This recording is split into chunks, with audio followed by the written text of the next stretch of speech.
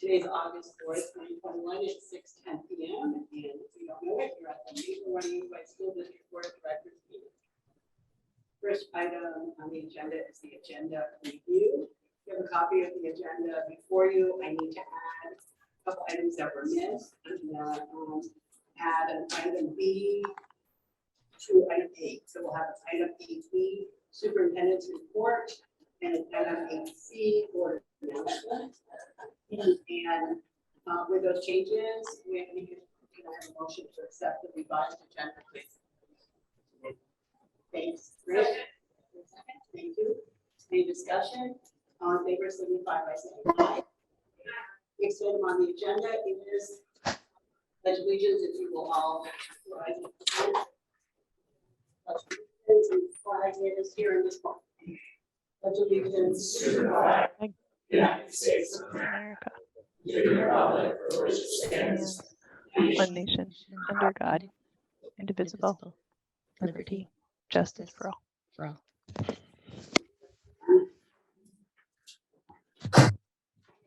Next item on the agenda is the visitor section. First thing I'd like to do is let you know about a letter that we received on dated August 1st, 2021 from Bennett Dawson of Fairfield, Vermont. You are all going to receive, your board is going to all receive a copy of the letter. He basically is reiterating his concerns related to wearing masks in the school system that he brought up to the meeting, but I am entering this officially into our record along with that article that he has. The next thing, we have a number of visitors here, and I think we have a couple on maybe online. First of all, there is a sign-in sheet. Make sure you all have the opportunity to sign in. And then second of all, I know that many of you would like to speak. I'd like to limit you to 2 minutes per topic. I trust you time here, which I tend to use to time you all. And if you could just, once you start, if you could state your name before you speak so that we can have that information for our minutes.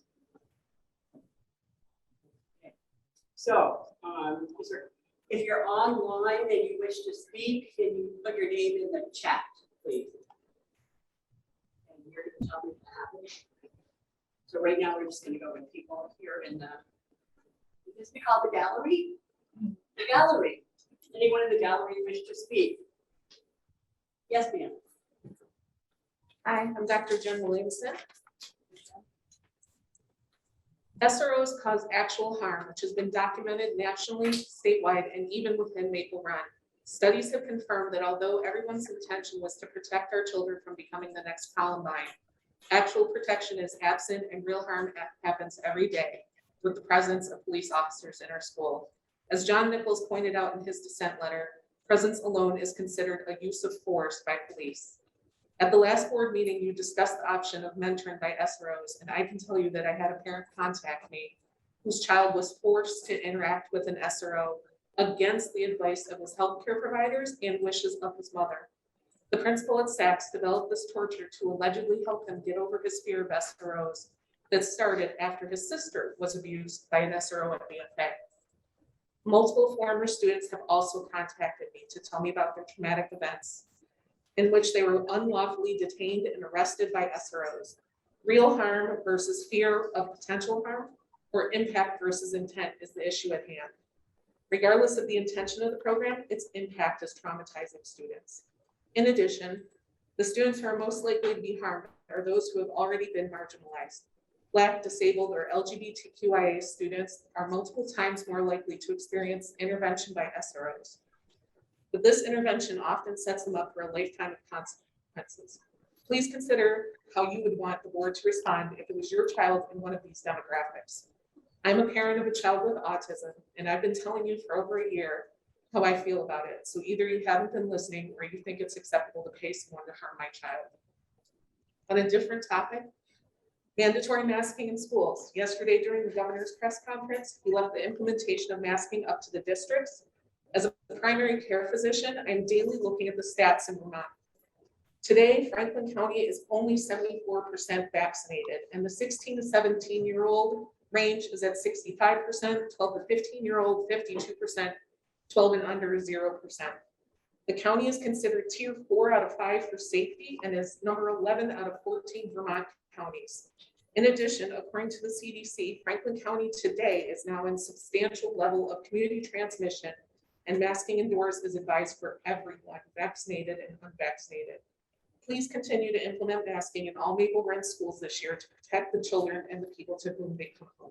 Thank you.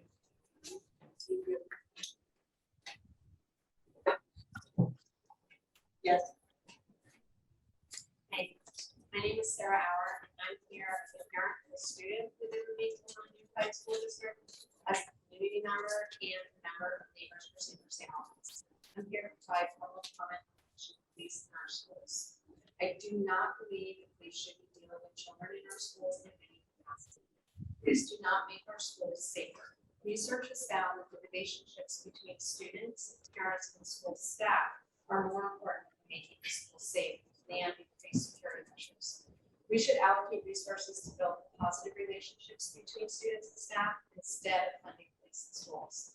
If we're truly invested in making our schools safer, we would allocate school funds to hire more counselors, psychologists, restorative justice practitioners, and social workers.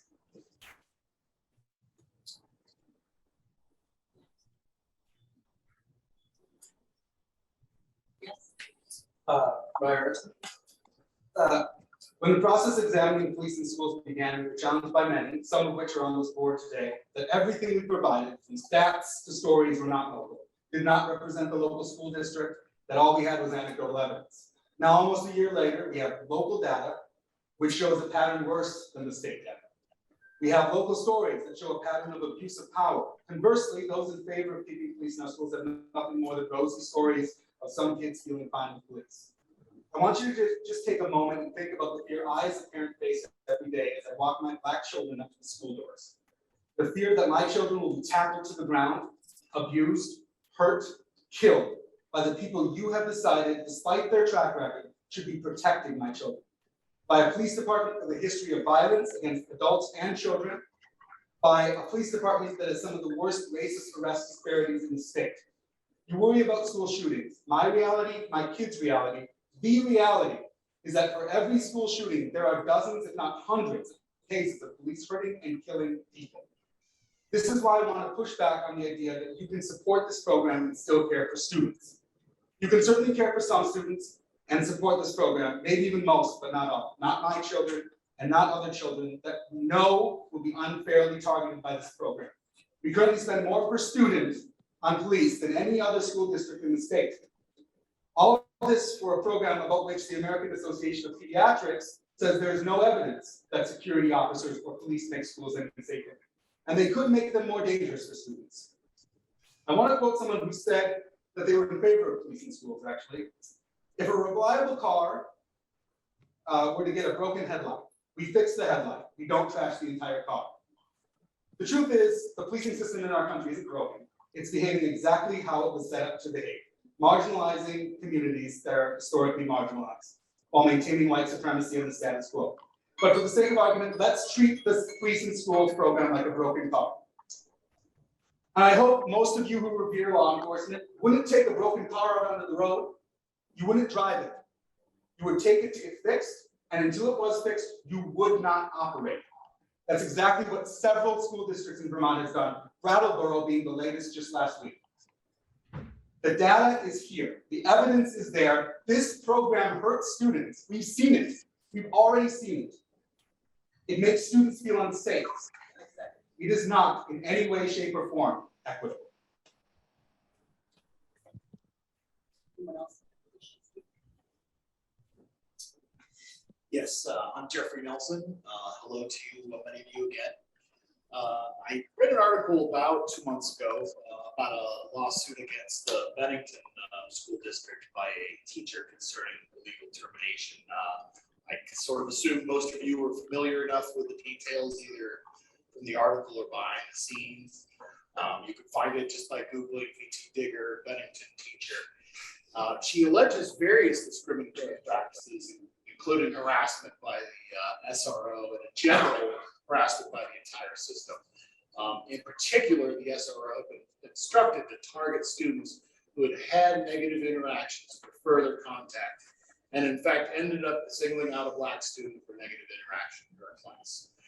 I draw several parallels to our situation from the article, and rather than list them and have you believe them or not believe them, I guess I would invite you to make the connection yourself to the article. I think sometimes that's the most valuable learning that we do is which is individually guided.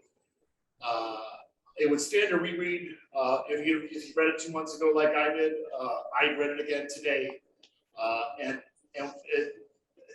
it brought what spurred me to think about that again this past week was when I got a negative first impression, and I notice I say first impression, not conclusion, of our police force from another public meeting recently, and it was eye-opening, and I feel like there's a human thing we do, and science sometimes just call it othering. We try to say, well, Bennington, that's 3 hours down the road. We've got these things that Bennington doesn't, and we're unlike them. And that couldn't happen here, right? And I really think that's a negative approach, and that's even toxic. And I think we're better than that. Vermont is, for its good parts and its bad parts, and to distance ourselves from something that could happen here, and in fact already in a lot of cases has happened here. And so if your takeaway from reading that article is that you're comforting yourself, and that it's moving on, I hope you take a reread and realize that is work that we should embody as Vermonters for us to clean that up. Can I just ask a Yeah. question? Where was that published? That was a BT Digger article. And now that I know, I could just email it to the board. Is that what you're saying? You're welcome to do that. Okay, yeah, so I'll email that just to save it. Thank you. Yeah. Anyone else? Hi. Say So your name. Mary Ann Hunkin. And I'm just sitting here and reading the mission statement of Maple Run and looking at the equity statements and the meeting norms. And I just have a couple of questions for the school board related to the issue of police in schools. So how do police in schools help all children learn, achieve, and succeed? How do police in schools help students receive the resources and educational opportunities they need to thrive and learn? Are you willing to listen to parents and students who have expressed, even anecdotally, although we know that there's data now that supports this, that police in schools thwarts their ability, prevents their ability to thrive? And if not, why is that?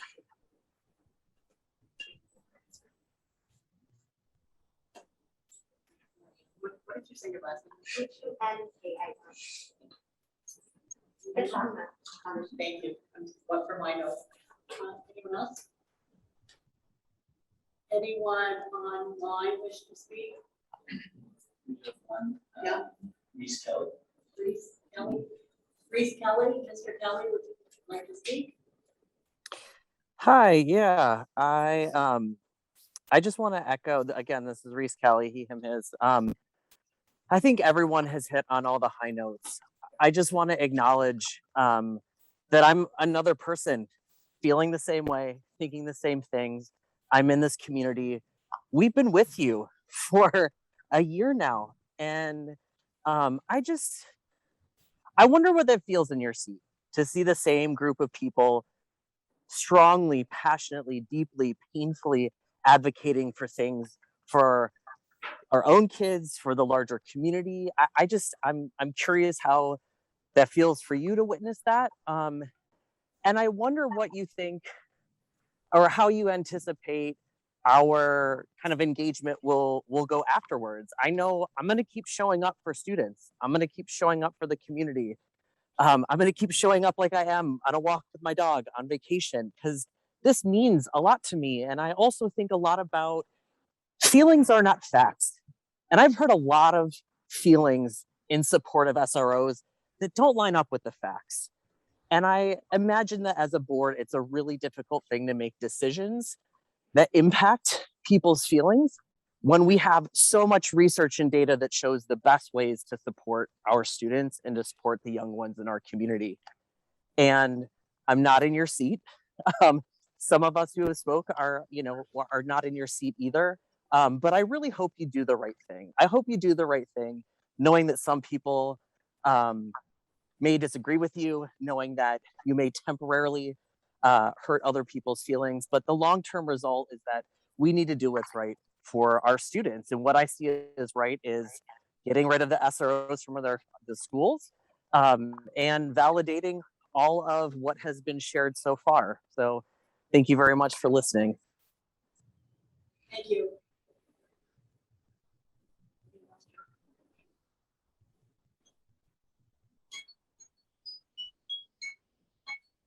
Okay, any other members of the public wish to speak that I can support you?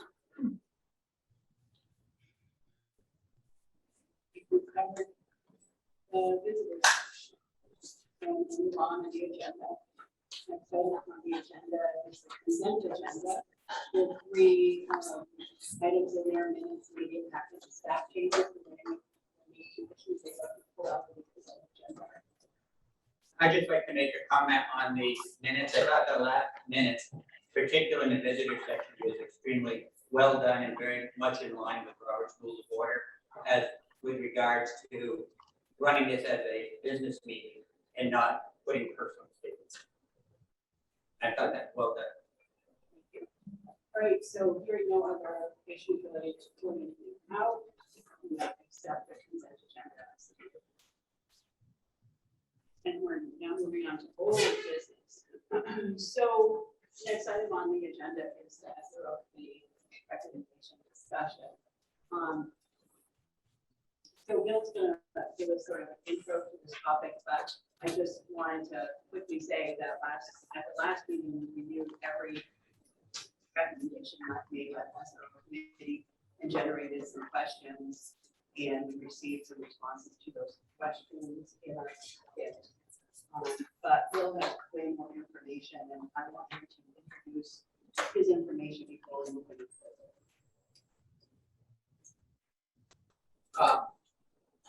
I want to take this opportunity to talk about a meeting with the leadership team at last meeting and comparing the responses to the questions that the board asks.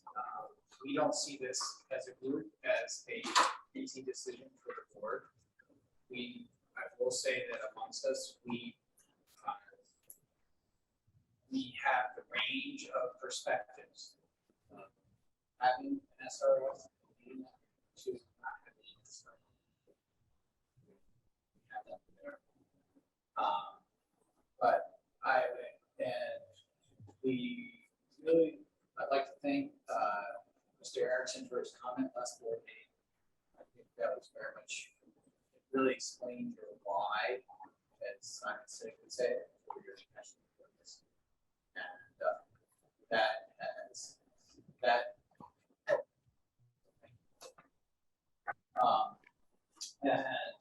that reality, I can say to a member of our leadership team, is what we recognize, and we recognize that equity means for all students and each student what they need.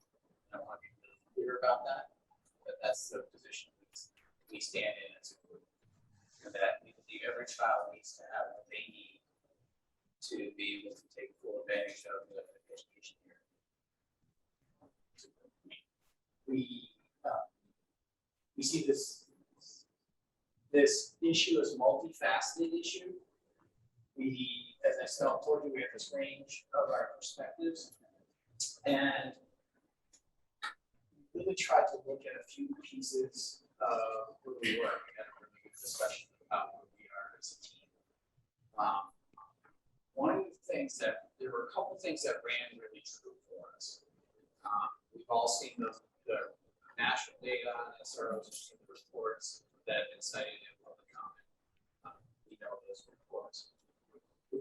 But I think for myself, one of the things that we put back was a survey that was run by our students who are 7th to 12th grade. That really said a lot to us. And when we looked at that and looked at the conversations that we were looking at that for students that are part of the that are members of the BIPOC community. And we also thought about conversations that we had with the students. And there is not a clear majority among those. When I talk to my colleagues, they're Brattleboro, Montclair, Essex, Burlington, their students were very clear with it. Maple Run students.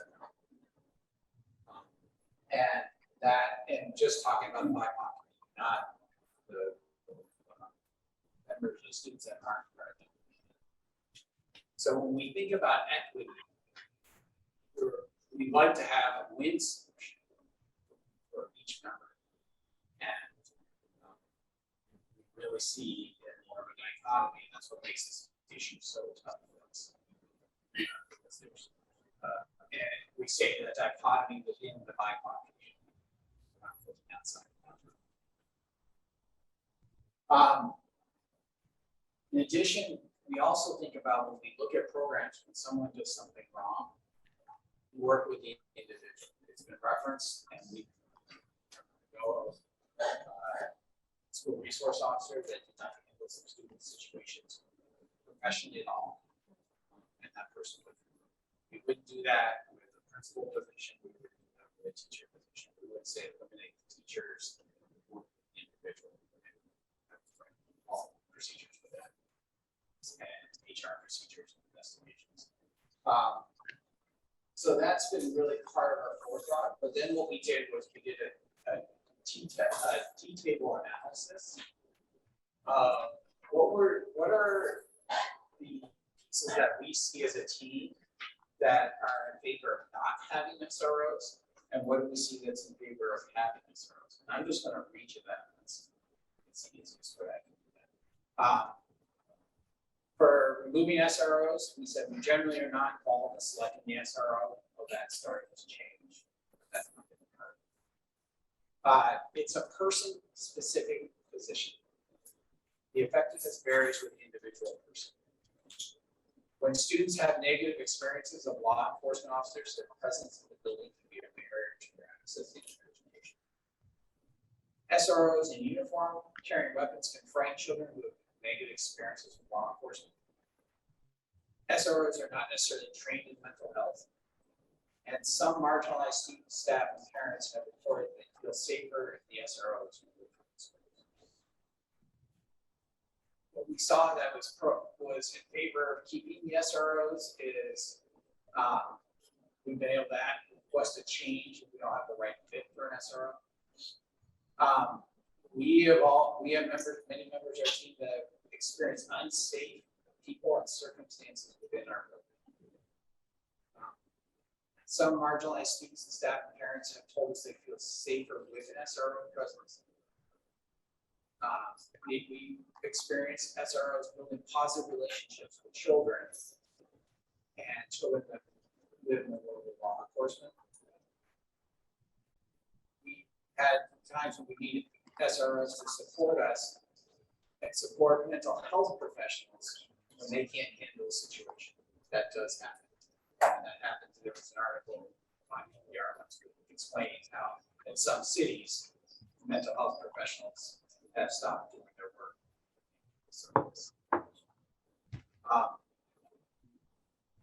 SROs have been great at alerting us when something in the community is happening that's going to affect our kids for the schools, and they've given us a good heads up so we can be proactive with children.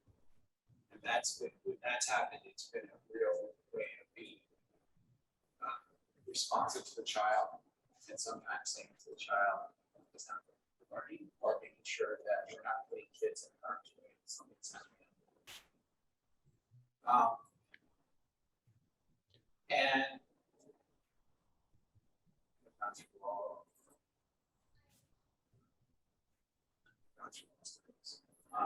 So we, after putting that together, looking at We really feel, we understand this is a difficult issue to solve with no clear direction to myself from our BIPOC community students. As you all, we know for those who were around here 2 years ago when I had been the intern principal at BFA, we were a partner with students to solve the efficiency system and make that a clear system. I really believe in that. I've had my career many times, and I think about raising the Black Lives Matter flag at U32. And I take a partner with students to do that work. And students help partner with us to do that. I feel like I'm sitting in a very different chair than it was then because of what we're hearing from our students. And I agree with what's been said by visitors about what students are saying with negative experiences. Yes, you know, my medical students too. I've also heard from students say, I don't know who's going to protect me if we don't have an SRO.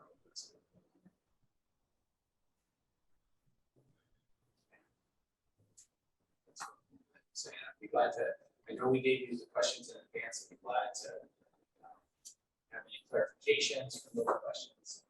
I know the principals are willing to talk to those questions as well. To ask those. One of the questions I had is how do we measure feelings versus the reality of the situation?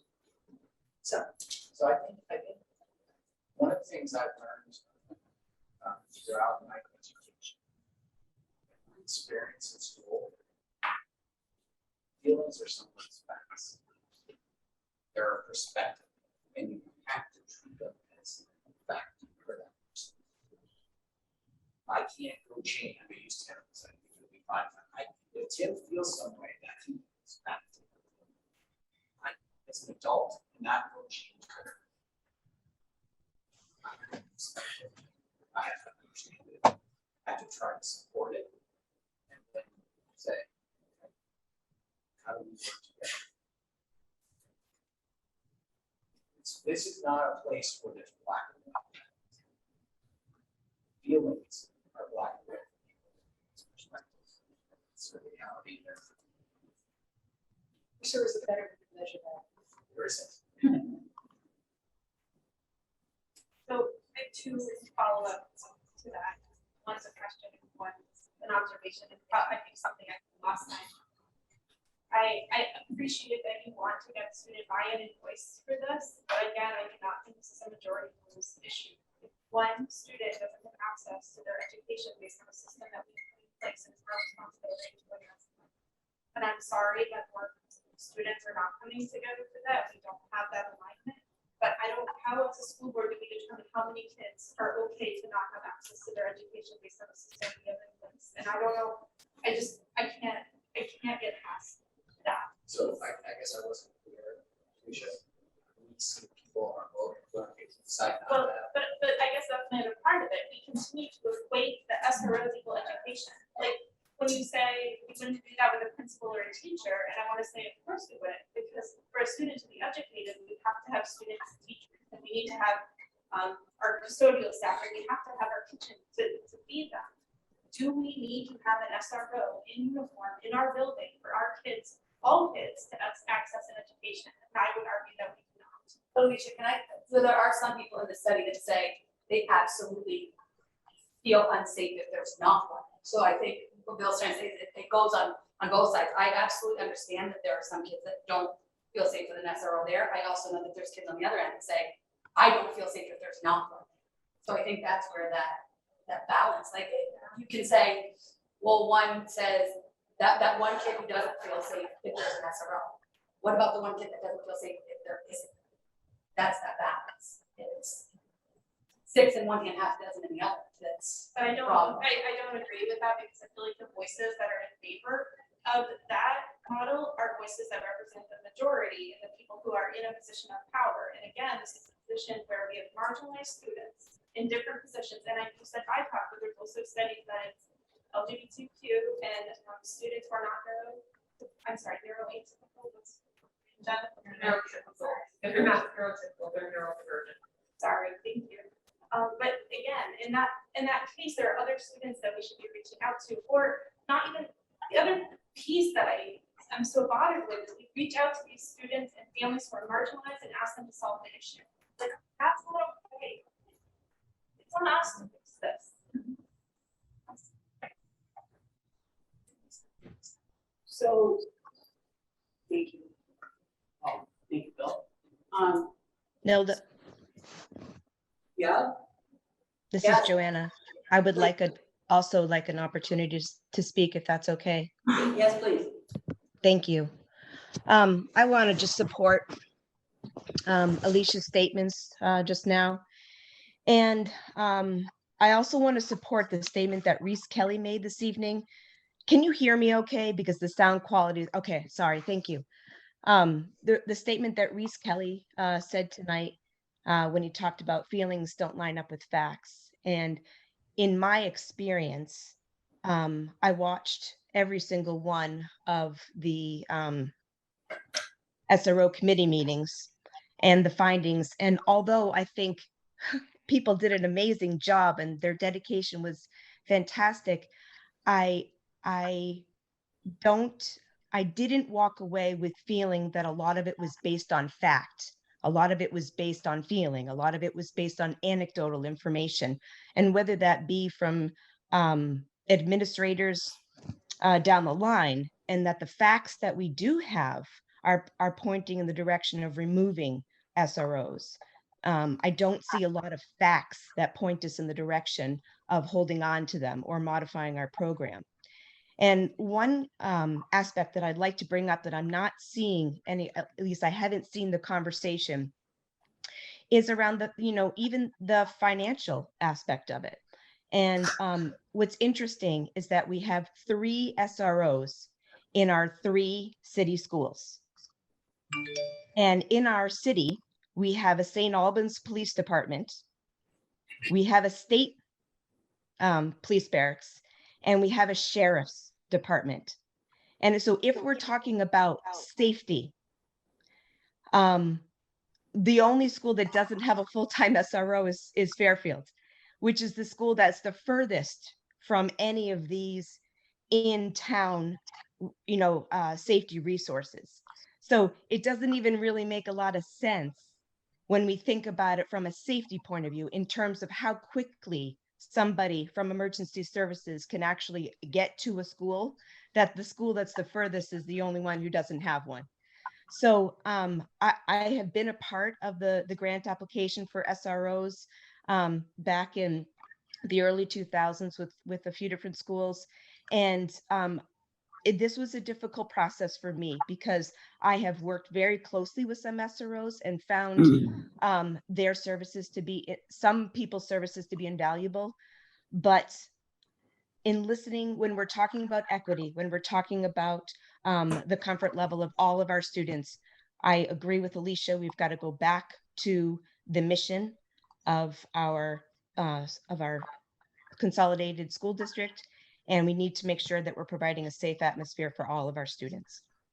And I'm not sure that we're doing that currently. And I'm not sure that we're utilizing our resources appropriately when we have 3 bodies of emergency personnel in our city, and yet we have to have 3 allocated resources, allocated SROs in our schools 5 days a week. I think that there's another way to do that. Still maintain a relationship, still maintain safety, still maintain equity and safety for all. What would that way be? I hear you saying there's another way, and I would ask what that is. We had a committee that you appointed that studied that, and they presented the recommendation, and you're finding that flawed. So what are you proposing? I hear you saying this works. I'm asking you, what do you think will work? I'd love to help answer that question. Go ahead. She needs help. Do you need help with that? Sure. Well, no, seriously. The question was to her. Right. Be kind. Oh, well, I'm being kind. Do you want help with that? Susan said she would No, help I you with just that. said I'd love to help answer that question. Well, I think this is an opportunity for all of us to share our opinions, Peter, and I'm sorry that yours differs from mine. Well, yeah, that's not an issue with me. You made a statement and I'm simply responding to it. So What do you see so the right- answer to I that? don't think right And now- I'd be happy to hear you. Peter, I don't think right now is the time to try to answer that particular question. She's just pointing out that there may be another response, and probably there's 10 of us that could say there might be another way. Okay. Right? There may be 10 different ways. And I also would say that the committee themselves ended by saying that they didn't really feel as though that they had enough time to identify more options. And that was stated in their report. So I don't want to thwart conversation, but I don't think we can, crosstalk and answer it here necessarily in this part of the thing. So certainly if people have more to say, I don't want to shut you down like I might have just done, but I want to encourage people to speak. But I can say a couple things. I've learned a lot about this whole process since we got our SRO report. And I too listened to an awful lot of those SRO meetings and found them very engaging, and found that people were doing an incredible job trying to wrap their arms around all this. But one of the things that I've learned in the last couple of months that I didn't know before is I was given the impression that there was 100% support by the administrations of all the schools for the SROs in the current scenario. And I have learned that that's not necessarily the case, and that it's not necessarily supported by all the administrators of all the schools in the same way. Joanna pointed out that Fairfield doesn't even have that person, and therefore has to seek one of those agencies for support, or call somebody and hope that Officer X, who's through that moment, can get there. So we already have examples in our own school of having at least one school that doesn't have a dedicated SRO. So there are combinations and variations of the current theme that could occur. That's one thing. The other, Can I just ask a quick question on that? Wasn't that one of the recommendations of looking at not possibly having more of a relationship with them as a, well, what was the? so there was the police liaison Yes. person, which is really a whole different concept, which, as I understand it anyway, it's a different concept with that person has a different role. But continuing with my thought, the other thing that I learned that I had, it's my misinformation, but I thought that they had to wear a uniform. I have since learned that they do not have to wear a uniform. We chose to have them wear a uniform. But in our questions. Well, the MOU, I'm not sure we chose, we agreed to have them use the uniform. Agreed. It was written in the MOU, and it says that they have to unless they have permission Right, from the chief. not but to. they can actually work in street clothes, but they do have to have body cams and utility belts, weapons, and their bulletproof vests. So, because they can be called to another emergency at any time. But So as that's the current MOU reads, though, that's. they have right, to have permission. but you also saw in here that the current MOU can be modified, right? Yep, it's And- 30 days. And we can modify it in any way we choose to modify it. And there was a third thing that I learned. Oh, so I did get some clarification on the piece about SROs being substitute teachers. We had some inference that maybe was happening. I think that we even had a response from Officer Talley related to that. But it's not being an educator, okay? It's not standing in front of the classroom and being the educator in the traditional sense of the word. Obviously, they're educating because they're, working with a student population, but they're not like, oh geez, I don't have a math teacher today, so let's get Officer so-and-so to come and teach math. That's not the concept as I understand it. So I just want to make sure that isn't misinterpreted, because obviously we all kind of glommed onto that and said, oh, well, that's crazy. And what else do I have? The other thing that was in the recommendations were related to being able to describe what the duties might be of the SRO, and that, have we even thought about looking at our administrative team and asking them, what do you need this SRO to do in your building? What are the issues that either can't be accomplished by a teacher, aren't being accomplished by a teacher, need that extra body? we should look at that. We have a list of recommendations somewhere. Memo, well, the MOU has some, but also, you know, it seems like this, in some ways, and I'm not casting any blame, I'm just making an observation. In some ways, this all happened to you administrators. You know, like you need an SRO. And I know that the town school is very passionate about it, and you have a reason to be because you had issues related to the past. But some of the other schools don't have that. And we also know that the city school didn't get an SRO until just recently. And, you know, do we know it, you know, wow, was that like a big deal or not? I'm just illustrating some factoids that we kind of all knew, but we didn't really all know in light of the report. And it's definitely made me look at things a little differently. I was definitely convinced, and probably it was just like a, you know, a lemon falling off the edge of the cliff, but I was sort of convinced that it was kind of the right thing because we've been doing it and we hadn't heard that it didn't work until we heard that it didn't work, right? When it didn't work, we had front page news and we had that issue. But anecdotally, we were under the impression that it all worked. So I didn't have a conclusion at the end of this. I'm just sort of rambling a bunch of random thoughts, and now I'd like to open up the floor for more discussion. Board. Anilda, I'd like to make a few comments if I could. Yes, Jack, please. Help me out. So I see both sides of this issue. As in the early days when both in Delaware and here in Vermont as a principal, I never liked to call police unless it was a dire emergency.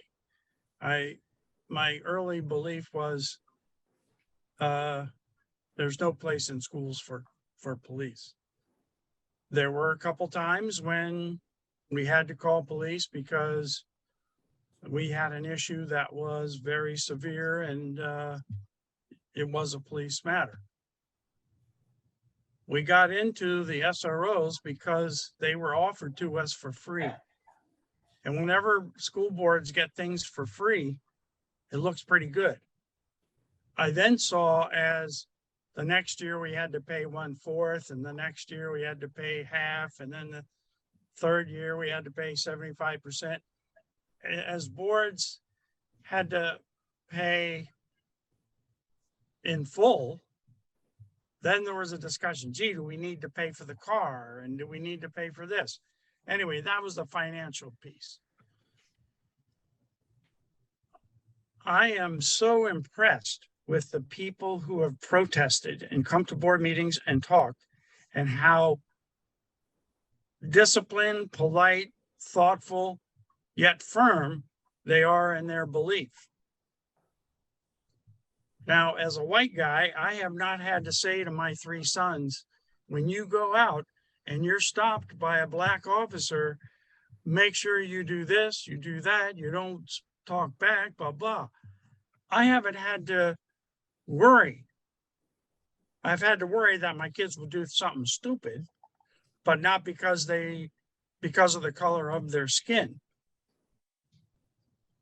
So I completely, I guess I can't completely, but I understand how parents with children of color feel the fear.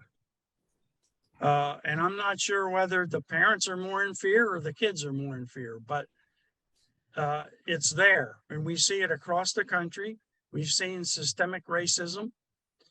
I don't believe large percentage of police feel that way, but it is obviously, there are so many things that have happened across the country and in the news about Black individuals, especially males, being treated, and there are some females, but mostly male, who have been either treated badly or killed.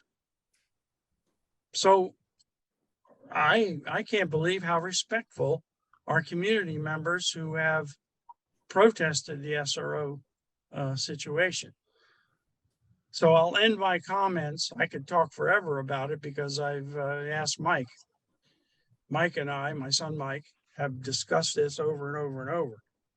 And we both feel that the fear, the concern is real. And we as a board need to recognize that. And my suggestion, and I've talked to Bill about this, and is we need to do something about that.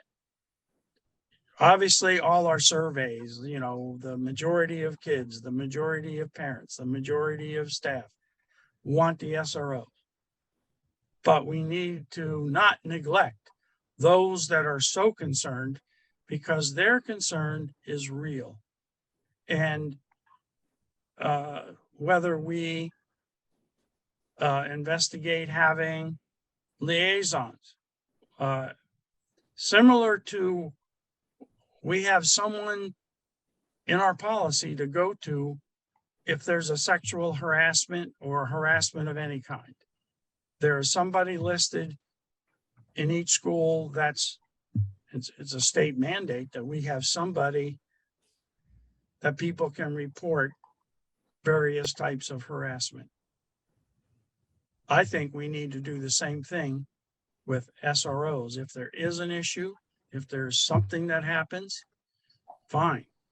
But there needs to be someone to go to. And if we have to hire additional staff to be more in the counseling and, intervention where counseling is more appropriate, and medical advice more important, and mental health advice more important than actual police intervention. So I think we need to consider reacting in a positive way to some of the concerns that have been very politely brought to our attention. And if someone wants to know, I was stopped by the police one time coming back from my principal's job in Hardwick. I had a white shirt and I had a tie, and I'm a white guy. And I had my arm like this on the windowsill, driving with my right hand. And I was stopped, and the police officer wouldn't believe that I didn't have a cell phone.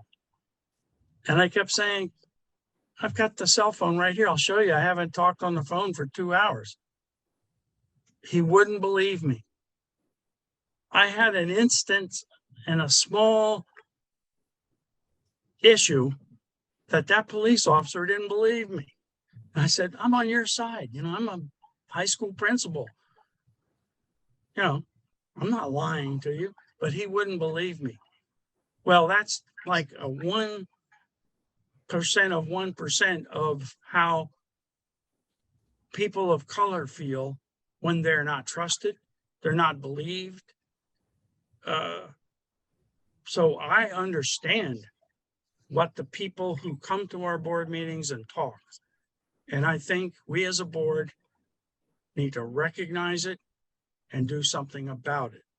I don't think we're at a place to not have SROs anymore, but I think we need to have it as a work in progress, and we need to study it further, and we need to address the concerns that people have that are brought to us. So Thanks, Jack. that's my 2 cents. Thank you for listening. Thank you. Any additional discussion? Anybody have any questions related to the responses that were on the document? Bill told you he met with the whole team to get the responses so that we know that these are collectively the responses of the administrators at the district. So I took notes on a lot of the responses, and I kind of went through them and thought about other ways to do them. I'm just going to mention one, because otherwise I'd be going through the whole list. Sure. So I look at, St. Albans City School recently adopted the SRO program. What does the SRO do for them now? So include traffic control in the morning. Well, it's in Fairfield. I think it's Albert. It's you, yeah. So some investigations of sex and child pornography, and I'm thinking that should and could be done. I'm assuming should be done by the special investigations unit. Investigations of whether a picture was a true gun, So I'm thinking that's all stuff that should be done by the police department and not necessarily the SRO. It could be certainly, because I'm gonna say Fairfield, it's done not by the SRO. Some wellness checks, again, I have to wonder about that. I mean, I think about the hospital and the use of SROs, they're not SROs, they're police officers that come in, and it's really only if there's been criminal behavior, the hospital has to take care of all the rest of it, including mental health issues, including behavioral issues. And providing information regarding incidents in the community that impact students. And I think all of that really should be done by our community agencies, the state police, the sheriff's office, and the city. So I think there are different ways that we can be doing this that don't involve necessarily a police officer in our school. And I've got lots of ideas. So, Thank you. I do have a clarifying point. One question that was answered was, are there other systems of equity that should be looked at? What I actually meant to say, I'm sorry if I said that, what I said are there other systems of inequity in our district right now that we should be addressing? Because I think this might be the tip of the iceberg. And Vermont, I think, has made the mistake of thinking that we're not racist instead of we're not diverse. And so I just want to make sure that if there's other things that we've not been addressing because we think it's not our problem, not here, not something that we experience. Maybe we, is me, who's I'm a white woman. So I can answer that for you. The answer is yes. So I guess that's what I wanted to talk about and start bringing that up. And I'd like that to be a regular thing that we talk about as a board, because this is just one thing. There are so many. I think there'll be some opportunity to have that discussion tomorrow night. Right? Absolutely. So the other thing I think that we should not lose sight of is this whole police liaison officer thing that they barely touched on it on the SRO study committee, right? But they got to the point where they ran out of time there. And it sounds like, at least in some situations in our district, that might be a viable option. Can I explain some of the documents that I Sure. sent? Yeah, please. Alicia, you asked for Burlington. When I talked to the Burlington superintendent, he said because they had lost staff in the Burlington Police Department and where they were with all their building issues and other things that were happening in Burlington, they basically just got to the report. So that's why there wasn't more in there. But having the contacts from all the other superintendents I went to, and Essex, which I thought they had done a really nice job of working with their community and developing a liaison. And I was representing the team, I'll represent myself. I am in favor of more of a liaison myself. But I want to tell you, I told you, our team has a spectrum. So I want to be clear about that. The liaison they did a lot of work with a group that was led by their superintendent to figure out how to do that once there was direction from the board.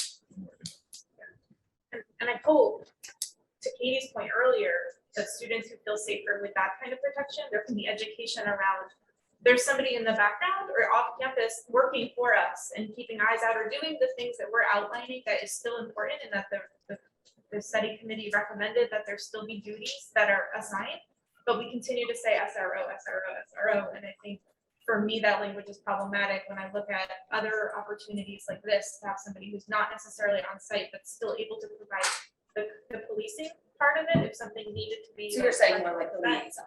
Correct. So to your point, I understand that, and I want people to understand that, I mean, obviously I ran for SRO, people know that. I also want you guys to understand that I don't not think about, your children and the safety of your children. I absolutely do. And being in this situation, I completely have learned a lot. And I think that you guys have spoken respectfully, and I can understand what you're saying. And it has gotten me looking into, the possible liaison, and there, I would like to definitely hear more about that, I think, but, I can agree with that point of maybe, I don't think that we should go status quo. I think there's definitely some changes that need to be made, and I agree with what you're saying. Yeah. know I'm talking out a lot, I'm sorry, but the other thing that I left, we talked about the mentoring piece a little bit. And so and this is more for and I don't know if this is still the case, is Alexis here? No, she's not. Okay, so when NCSS would meet and we would talk about interventions and what would work for some students and what would work for others, again, even with the best of intentions, with how it's addressed of how a mentor is selected, how someone's paired up, I feel like is an adult decision of somebody in power. And is that decision bringing the student in, bringing their family in? And is that a real choice for that person? And if it's determined that an officer is the right mentor, is it possible for them to mentor, again, in an unofficial capacity, without a uniform, without a weapon? We have several community mentoring programs. Could they, I'm just saying, is school the right place for that? If that interaction is determined, yes, the student wants it, yes, the family wants it, because we talked about that last time, that is appropriate. Does that need to happen at school? And should it happen at school? I would ask.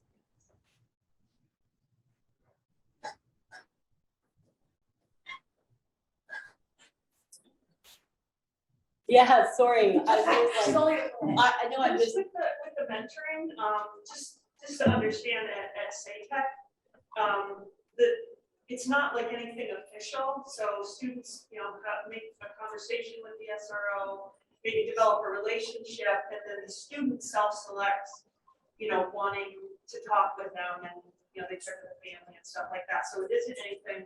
It's never anything forced, and it's kids that are seeking out that kind of role model because maybe things going on in their own lives or whatever. So I just wouldn't want someone to think that, we're forcing students to meet with an SRO, and it does come from an organic place where the student really seeks them out. And I've seen students that it helps them get through the school day because they know they have someone that they can talk to that also kind of gets their life and the community. So I just wanted to make sure you understood that. It's very organic. Thank you. So, anybody want to speak that hasn't spoken yet?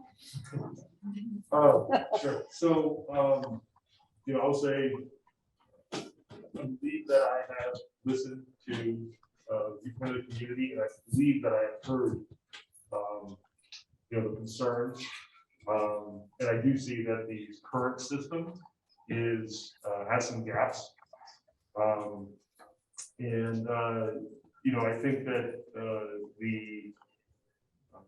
the way that Bill summarized, I think that was very well done. The benefits of the SRO program, I look at as function as opposed to a person. So, whatever those essential functions are, I think we need a system that keeps those. And then whatever the obstacles are to education for, whatever individuals, that may apply to, I think that has to be addressed also. Ideally, we would make improvements across the board. So whatever those functions are that are essential, improve those. Whatever those functions are that are obstacles, not just remove them, but figure out what the underlying cause is there, and try to make it so we don't have students coming up through the system that are then going to be faced with challenges when they leave the system, right? So to try to make it so it's a growth experience kind of for everybody. And I think having identified those gaps, we very quickly need to move into rectifying things. I think to allow that status quo to persist for any longer than it needs to should be unacceptable. And I'm curious as to what the next steps are, I guess, in progressing changes and that sort of thing. And I don't know if we're at the point where we can move into improvements right now, or if we're still in an information gathering stage. But I think we should try to delineate that so that we know when we're able to move on, and try to set some kind of schedule around that. It's unfortunate that it's taken a year, longer than a year, to get to this point. I do think in a way it was a year well spent, because I know that my own experience, the information gathering phase can be what makes or breaks the success of a project. If you don't do it well enough, you set yourself up for failure. So I think that we have maybe erred on the side of, what we call analysis paralysis. And I think that we need to get past that, and start moving into the improvement phase, probably when we do that. I don't know if that's us as a board or if that's recommendations from the administration. Right. But I think we need to get there. See, I think if, well, we're gonna have a retreat tomorrow night, which is I think we're gonna talk about roles of the board and roles of the administration and sort of delineate more of that and come to some common ground, right? And I don't want to steal your thunder, but I need it for this next sentence. I'll do whatever I can do to help. I'm thinking that really the nitty gritty of all this is not the board's job, I'm thinking that the nitty gritty of all this is administration's job, and we need to set guidelines, or parameters, or whatever the magic word is that covers this. And we may need to say something to the effect of, okay, we don't want to pay for 3 SROs. We want to cut the budget by something. We don't know enough about the police liaison thing, but we need to learn about it. So go get us some info and bring it back, and not necessarily somebody else's report, but some real true work. But how do we prevent analysis paralysis in the next few months while we move forward? I mean, we don't really want to go status quo. I'm hearing from just about everybody that there's some room for improvement. Am I reading between your lines? Just about everybody that there's some room for improvement.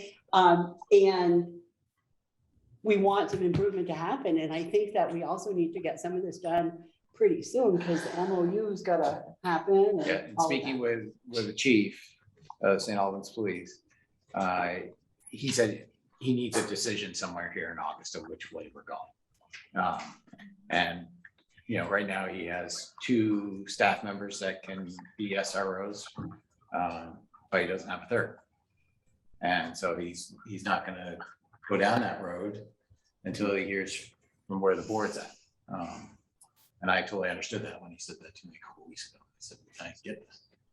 And it may be the analysis of the whole thing that when the administrators all come together, maybe we don't need 3, and maybe there's a way to shuffle 2. I don't know what's the right thing, but I don't want to get us in a situation though, where we set up sort of the plan B, the improvement plan, and then we keep that going for a whole year because we haven't gone back to the police liaison position, which I really think that might be like the magic sprinkle sauce that we need here to help make this all work for everybody. And is there an opportunity? I know that the MOU, we have an out in 30 days, Right. Anyway, but if it's signed, is there anything stopping us from changing it again? We can alter it as. By the way I read it, within 30 days notice, we can alter it at it. Right. So taking that thought another step further, can we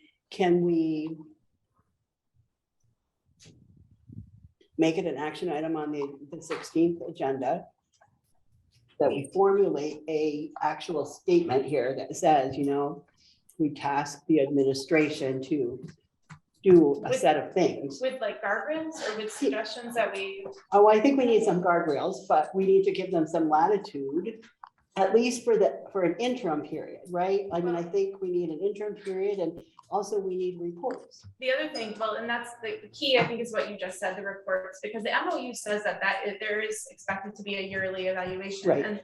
And one of the most troubling things when this conversation for me started a year ago, I've gotten to a very different place, but I have the same belief. But I have a different reason for why I believe the way I do. Before, I thought we were spending a lot of money and nobody could tell me what they did. And I have a problem with that. Yeah. What's your job? What do you do? Then I can know if you're meeting your metrics or not. I'm trying to be just really granular around, and during COVID, are you working? Are you working for the city? Are you working at school? Where are you? What's happening? Are we getting a reduced rate because you're not people couldn't answer those questions for me. And that's troubling to me as somebody who is responsible for spending the taxpayers' money. on things like this. And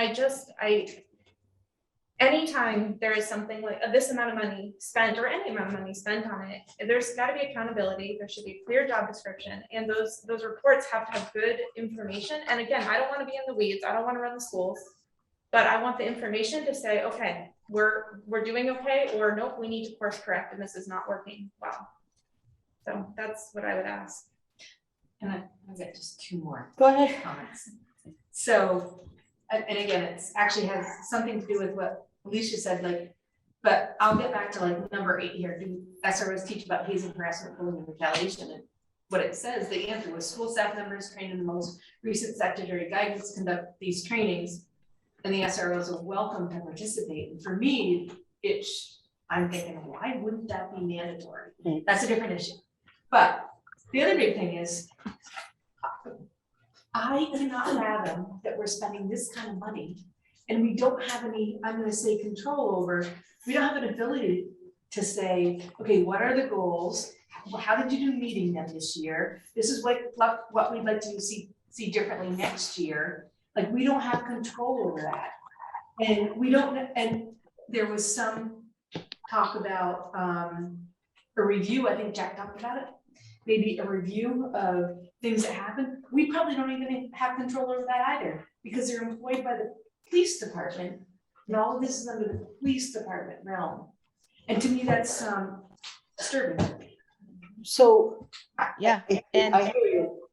just to add to that, is that many of the schools work with NCSS, right, for mental health services, and it is not done like that.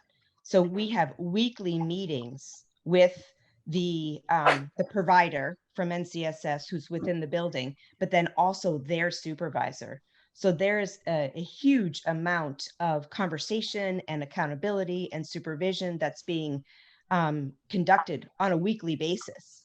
So this whole situation really just highlighted the lack of supervision, the lack of accountability.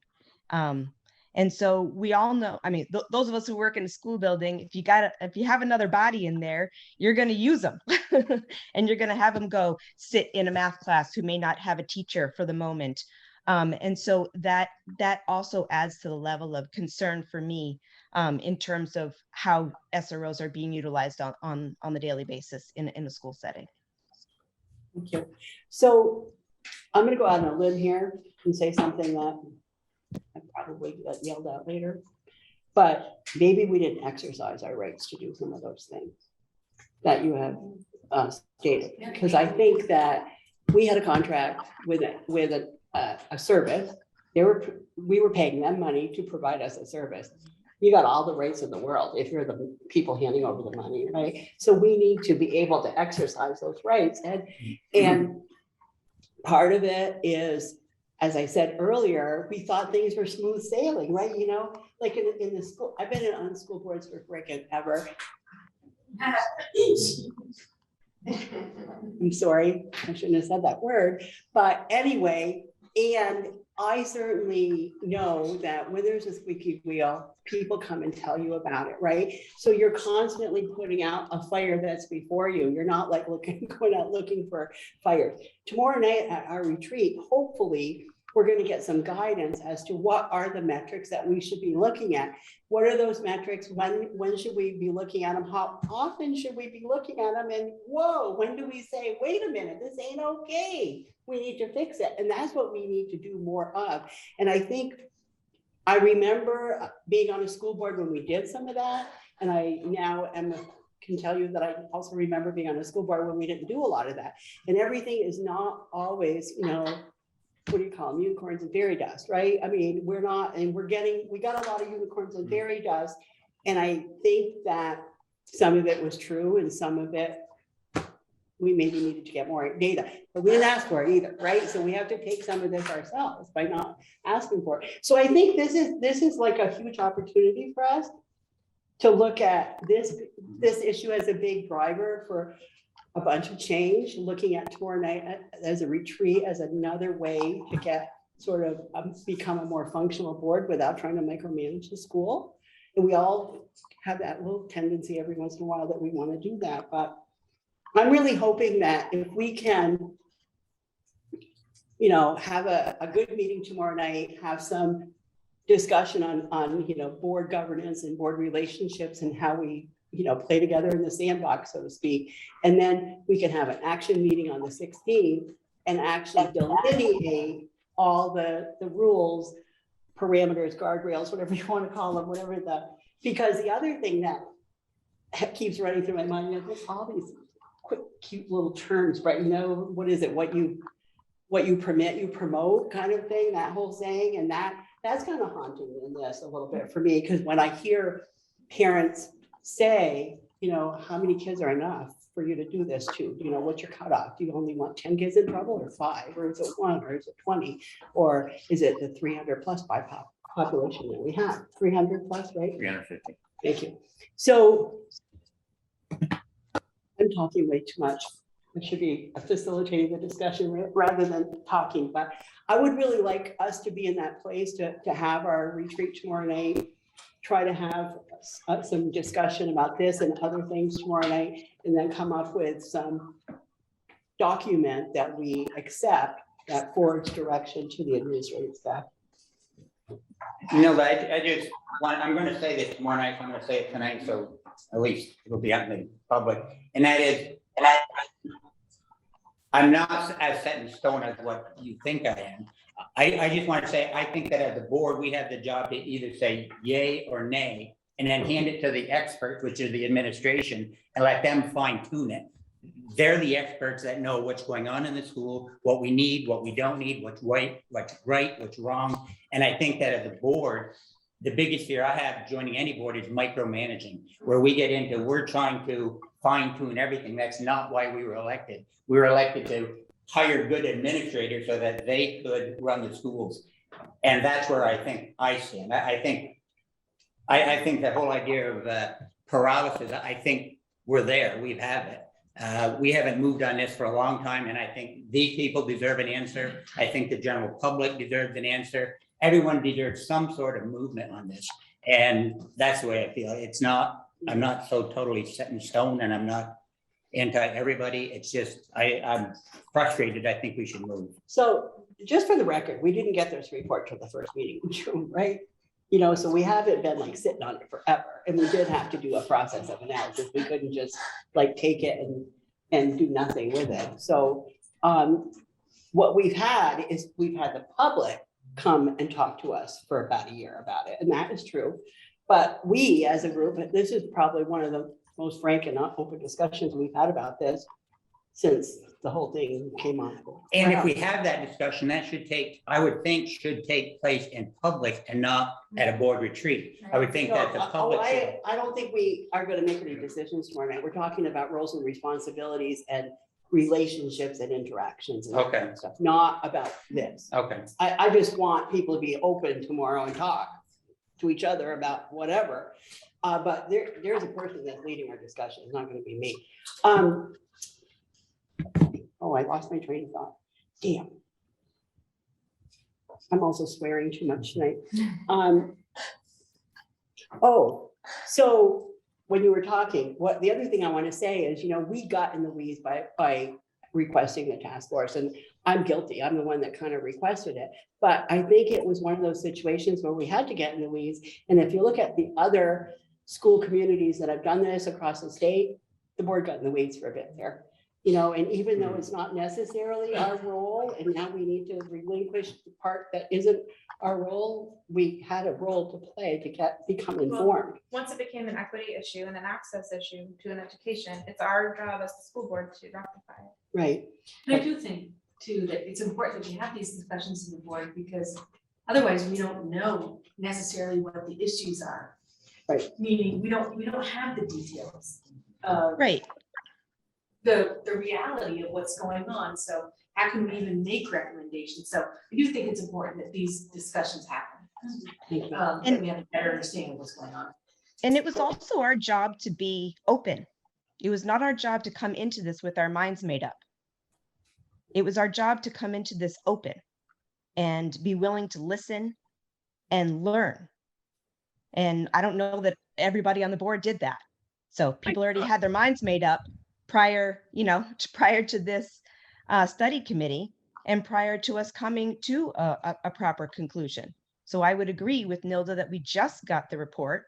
It unfortunately happened at the end of the school year where we don't have 2 meetings, a month. And now we're supposed to be objective here. We're supposed to be looking through the information, listening to our community members, and making a responsible decision. Joanna, I think we've been doing that though. I mean, we are listening. I mean, I've been listening to everybody. I mean, and I'm kind of, we've had to talk through it. And I think we're in a better place than we were in June. I mean, that's just my opinion. Just, everybody's got more, I think they have open mind. I mean, the discussion we've had tonight, with what Jack had said, what Grant has said, and what Peter had said, I think that's more telling than I think we're giving ourselves. And now I think we need to come up with, Nilda, I guess, listening to all this, and I'm kind of with Grant, and Peter, so is August 16th the date we're going to take action? I mean, we've had this discussion. Is that the date we're going to take action? I would like that to be It's the the case. 18th. It's the 18th, I'm sorry, 18th. Okay, 18th. Yeah, that was not a trick on my part. This is a mistake. No, I mean, I think this whole process, this is what the process is for, but now we're coming to the home stretch. And I think tomorrow night, again, with the retreat, maybe getting some guidance on how to kind of solidify this and move it forward.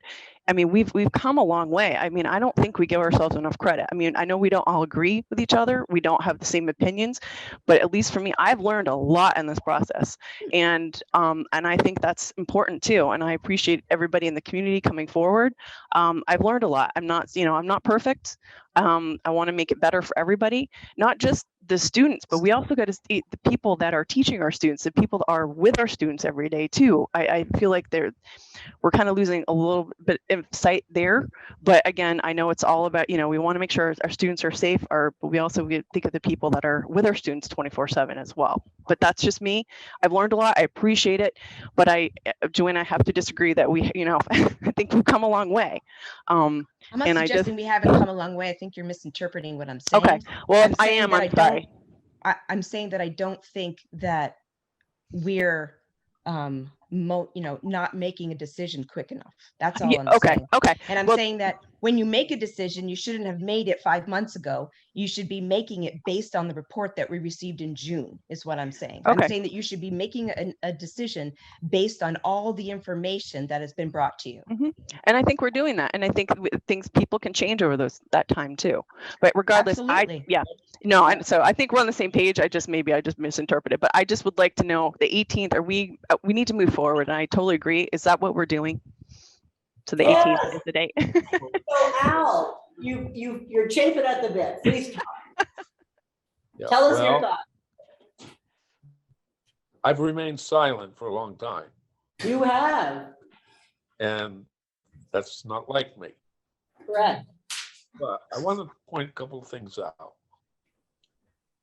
First off, I want to commend the people who have been making a passionate plea for the changes of taking the SRO out. I also like to compliment those that have been speaking in favor of keeping them. It's a very difficult situation when you have a passionate plea being made by a chosen few, where you also have a passionate plea being made by a silent majority. So here we are. We're going to go into a retreat. We've discussed this only twice. Yet the decision that we make is very profound. I still remember, and I'm sure Nella does, when Mrs. Lambesi left the town school to go check on her daughter, who she was afraid going to be shot, only to be shot. If an RSO was there, maybe that might not have happened. That's one issue in how many hundreds of years, but it did happen. In retrospect, I agree that sometimes the Black people have a very hard time because the police officers, including the Black police officers, forget that it's be kind. Systemic racism is rampant across the country. And perhaps some here, but in the hopes that Vermont being the whitest state in the union, that we're better than that. So I hope that when we decide the decision that we're going to make is going to be something that is not for one, not for all, but for somewhere where it's comfortable. That's all I've got to say. Thanks, Al. So just in case there's no misperception here, we're not having a secret meeting about SROs tomorrow night. Okay, we're talking process, roles, responsibilities, interactions, and all that kind of stuff. The SRO is one of many topics that someone can bring up in their conversation. It's not on the agenda at all. Did I say that correctly? It's a training meeting on how the roles and responsibilities. So we're Between the being, superintendent and the board. Your And how rating is you, all in. I beg your pardon? Your rating is solid. No, I'm not rating as in. I'm just, I'm not. No, doing we asked anything. for Greenfield, that's good. Yeah, so I didn't get like a total negative thing about having an action item for the next meeting with some guardrails on it that we can then submit to the superintendent to share with administration to go from there. Obviously, we also want, I think I'm getting the sense that we want to study the police liaison position. So we'll have to get action for doing that. Yeah. That's a couple of logistics. Okay. You said that are expecting a decision by August. they would like one. What's the consequence for not providing it on their timeline? Is there like a default decision for them to provide or not provide an SRO? I would think if there was an absence of I don't know the answer to that. So my first response to be Grant, I don't know. I haven't had that discussion with the chief. The discussion I did have with the chief was, we'd like to know which direction we're going, because we need to think about staffing in the St. Albans Police Department. As everyone is in every profession right now, there's understaffing. And they are as well. So I don't take any assumptions either way with that. But I do know that for my colleagues across the room, we also need, besides the police chief, what we're doing. And we have security concerns. I want to be really clear about that. We have true security concerns in our schools. And that's a reality. We are the public school. We have a great, Maple Run is a great community. I can't say that strong enough. I'm so impressed by working here. But like every Vermont community, we have our challenges. And what's out in our community is in our schools. And that's our safety. Could that be our ask of administrators? I don't know, or I can only ask you. Yeah. Bill, can you, as we did these questions this time, can we have somebody peel away the other pieces of this and really talk to the security and what those responsibilities, what that entails, what that looks like? Because it'll be easier to equate that to an FTE and to like salary potentially if we can understand what those concerns and So we can do all that task if once you give us the guidelines of where you want to go.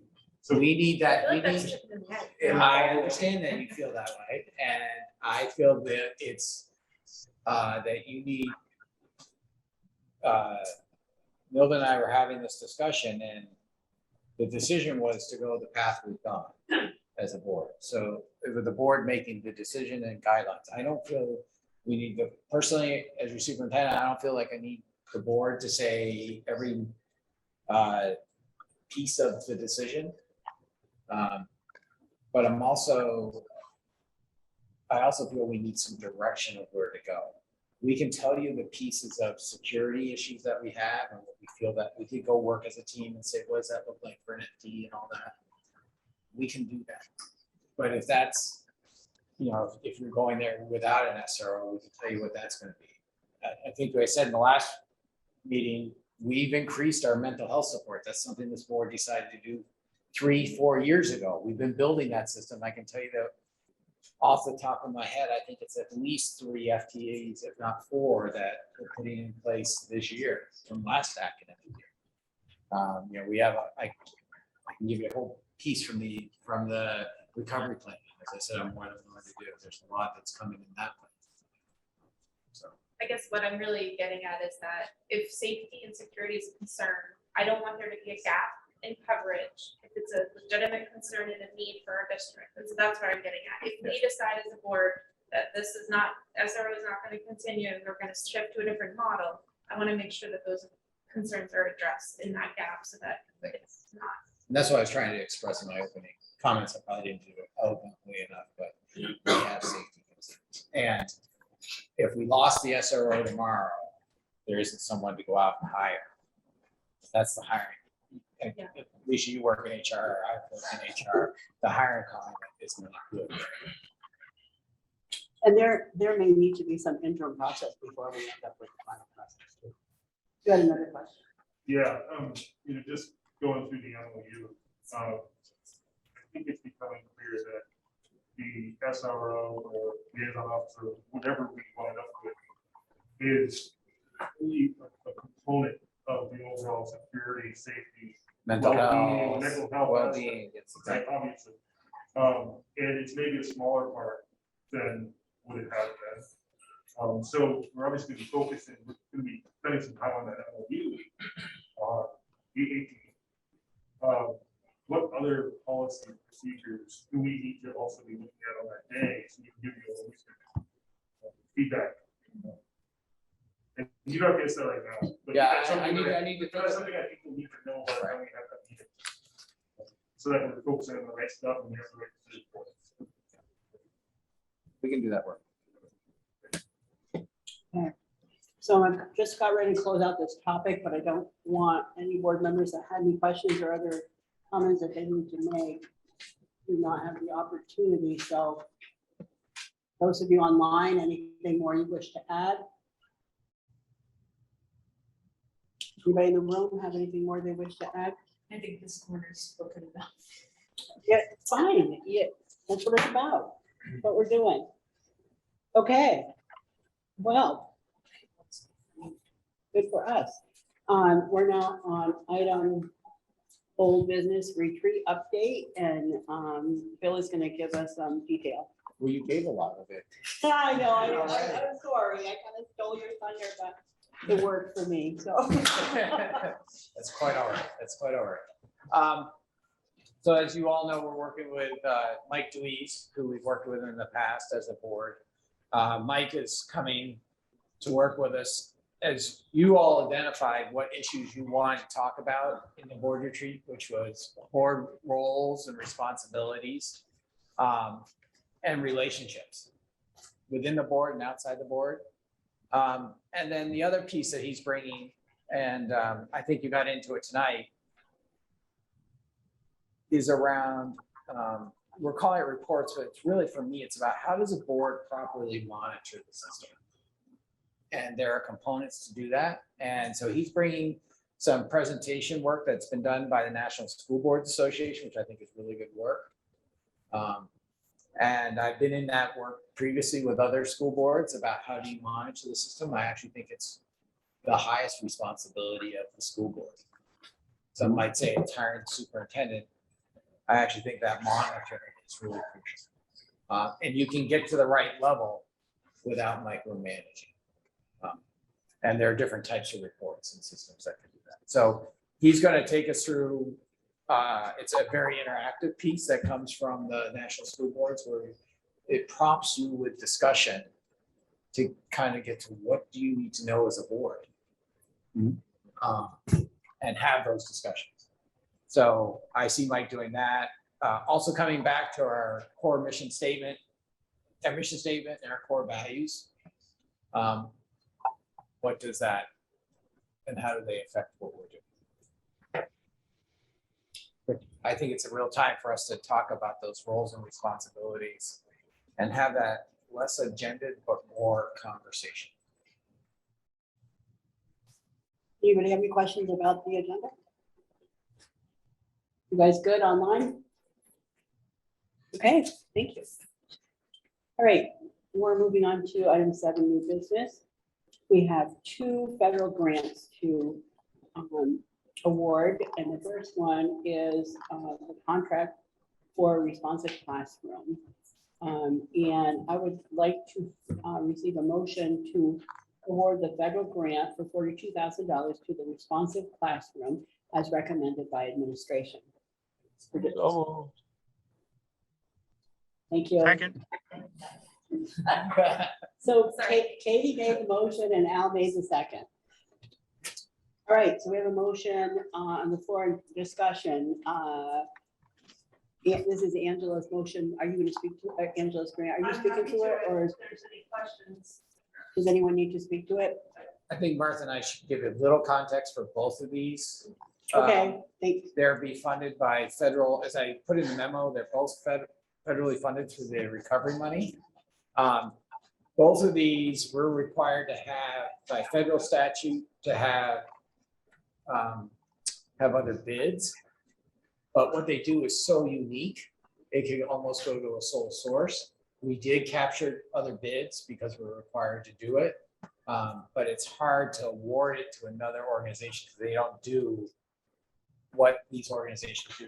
Responsive Classroom has a unique and has the rights to provide professional development in this area.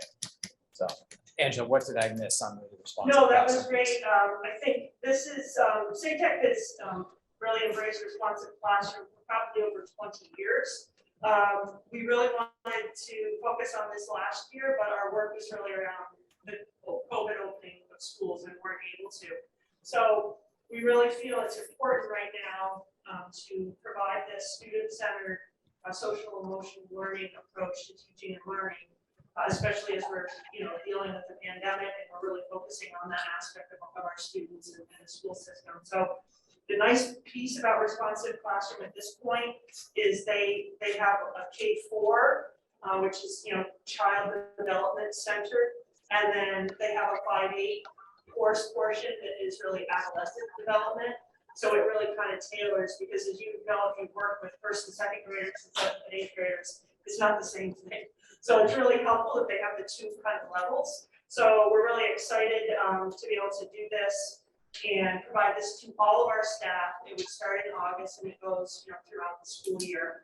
And we'd actually finish up in June and then continue to have ideas and planning into the next year. So that's part of our support, our social emotional support for and helping our staff. Thanks, Angela. Anyone have any questions for Angela, Martha, or Bill in this? I guess my only question would be, is this for all 3 of the K-8 schools, or is this going to be piloted? I know it's been happening for 20 years, Angela, but I'm just wondering, will the services or the training go to all of the K-8 schools? This is just for SATEC, and the amount is covered based on the number of staff that we have. So this is based on we've used it before, but of course we have new staff over the years, and so we haven't had an opportunity to really retrain. And we just felt it was super important to do so. So that's the avenue that we're headed to support our students with their social emotional learning. Okay. So I don't know if this question is appropriate for now, but to me, when you're doing a training like this, which is awesome, huge fan of responsive classroom, I guess my question would be, why wouldn't that be something that we would be able to train the entire district rather than just one school in terms of efficiency and, financial efficiency? Let's turn that over to Bill. That's a great question. So, Joanna, right now we have two approaches within our K-8 schools. We use responsive classroom at SATEC, at Fairfield, and at City School, we use conscious discipline. It's not about the program, in my mind, it's about the big takeaways that need to happen. And whatever gets folks onto the bus to have a student-centered approach with the kids, that's what's appropriate. And so that's what we're actually working on in our curriculum work, and our work that we identified in our recovery plan is that it's not about programs, it's about the big takeaways. And we need to have programs that help us do that and that get the adults bought in to the direction which we're setting. So. Thank you. Go ahead. Other than the funding and how it's integrated that way, what COVID related problems does this? So we know that we have students that need support in a social emotional learning. We know in COVID that children became more isolated and we need to give them more supports. The best way we can do that is with our folks that are with our kids first, which are our teachers and our paraprofessionals that are right there on the ground with them right there. We need to make sure they're properly trained. Unfortunately, teachers that come to us have a certain level of training coming out of pre-service education. They don't have everything we need. That's been proven left, right, and center by research. So districts have to have their own training on top of that, i.e. responsive classroom, i.e. conscious discipline, i.e. the next one I'm going to talk to you about in restorative practices. So that's where this is where that's going. The reason I ask, I have a general concern that as you come out of COVID, there may be some emphasis on catch up. And I don't think there is catch up. And so, programs that do that. So I would like to change your vocabulary on that. Yes, please do. I don't have a good word for it. I don't want to use the word catch up. Right. Okay. We all lived, everyone in this world lived through last year. Yes, exactly. Well, not. Yeah, thank you. All of us that went through last year. And so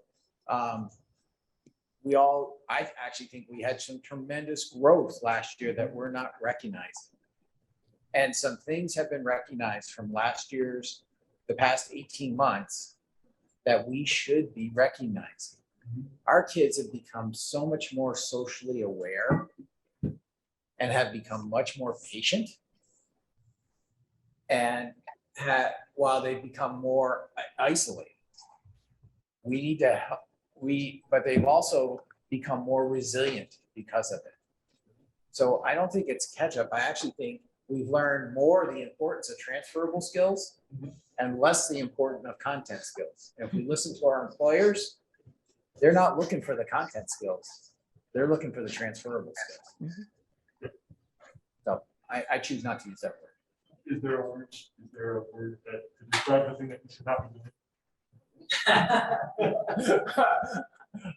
I won't want to say the negative. I want to say the positive. We meet every kid where they're at, and we help them take that next step. It's not one word. Thanks. Thank you. All right, we have a motion in a second. Any further discussion on this? I have to take a roll vote, right? Because I feel Yes. mixed audience here. Yeah. Okay, so we're gonna take a roll vote on the motion. Joanna, Yes. Peter, Aye. Alicia, I'll get her in a sec. Susan, Yes. Jack, Yes. Katie, Grant, Nina, Yes. Joanna. You did me. Uh-oh. I get to go twice? Yes. Who am I missing now? Al, geez. I knew I had the right number. Al, Yeah. thank you. And we got Alicia here in just a sec.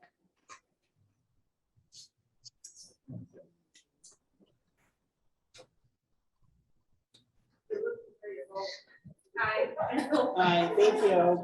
Okay, motion carries unanimously, Karen. Next item on the agenda is to award the contract for restorative practices support.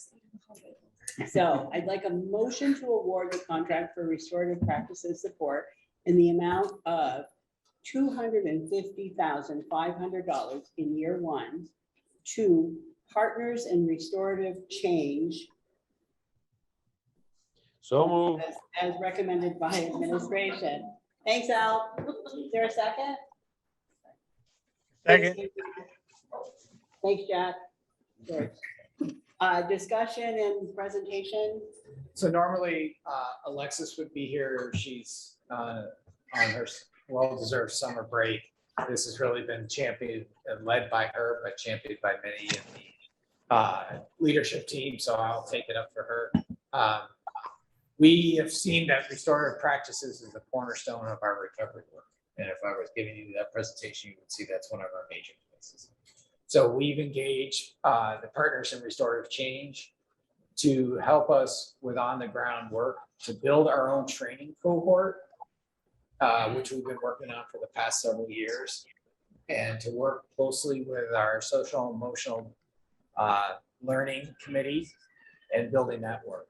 So they will be, we're looking for them to work over 3 years. And the reason, and Martha, I'm sorry I didn't get to say this right before you came in to you because I'm so busy today, is we're looking to work with them for 3 years. We are just learned from the Agency of Education that we could probably award a multi-year contract, but we thought it was best. I thought it was best just to do 1 year right now because it's still not clear from the agency if we can do multiple years or 1 year. We plan to work with them for 3 years, and they've set up a whole path to work, not only to come in and assess where we're at, our readiness for this work, and how we truly integrate it across the system.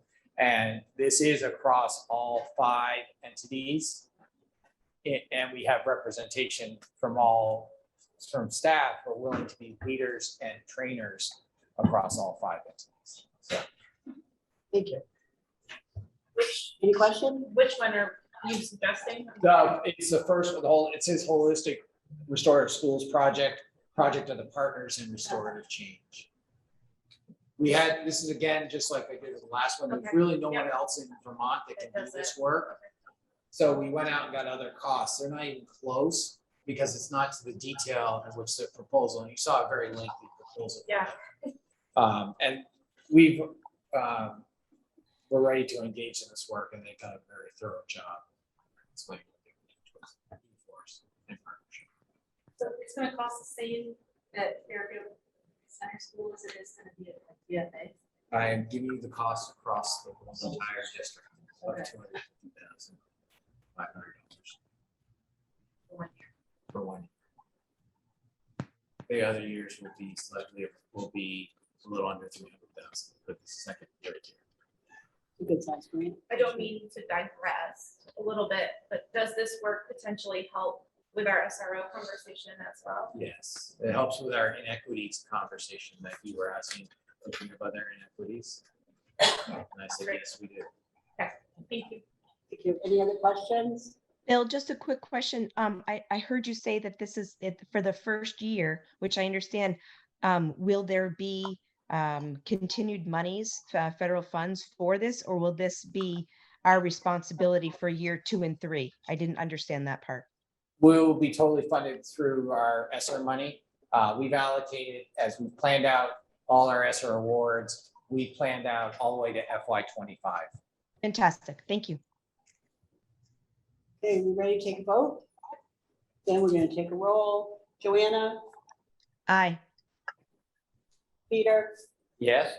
Alicia, Aye. Susan. Aye. Jack, Aye. Katie. Grant. Aye. Nina. Read your lips. Al. Aye. Thank you. Carries unanimously. Did you forget Al? I got Al. Oh. You did. I said Al. Aye.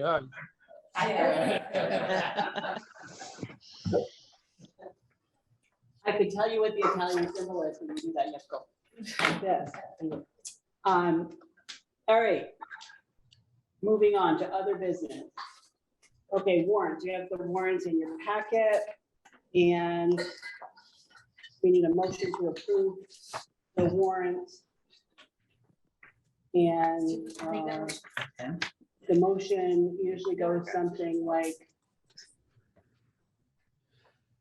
That the authorization of the warrants would indicate that signature of the board. Your approval. Sorry. and Set it up, and Aaron can English it up after. Did you get that?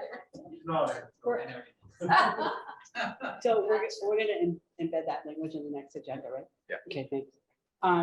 Okay, we have a motion to approve the warrants. Was there a second? Second.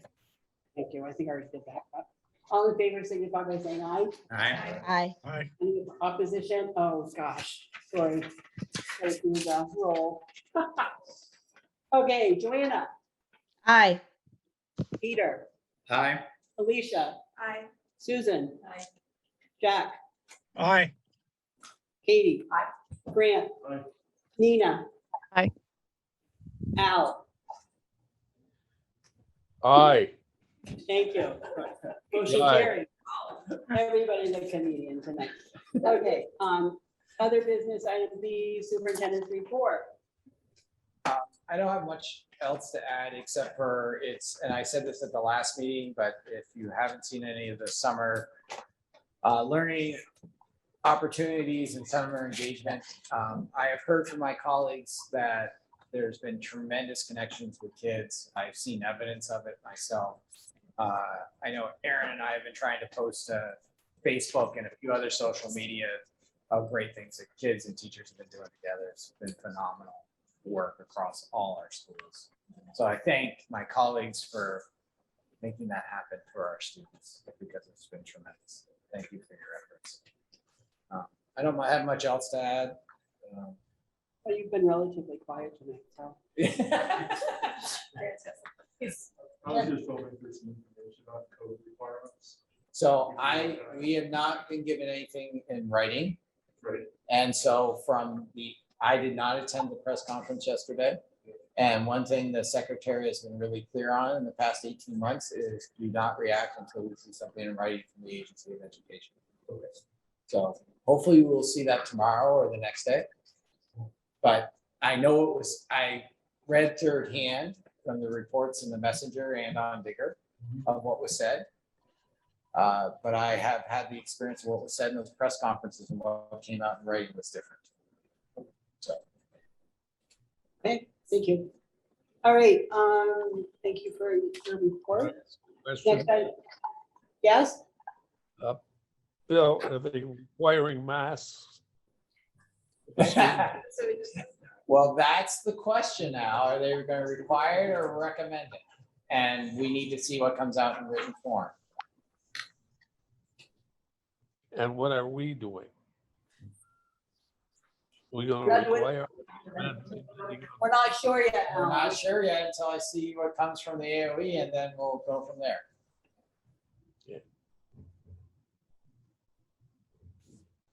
Everybody all set with that topic? All right, next item on the agenda is board announcements. Any board announcements?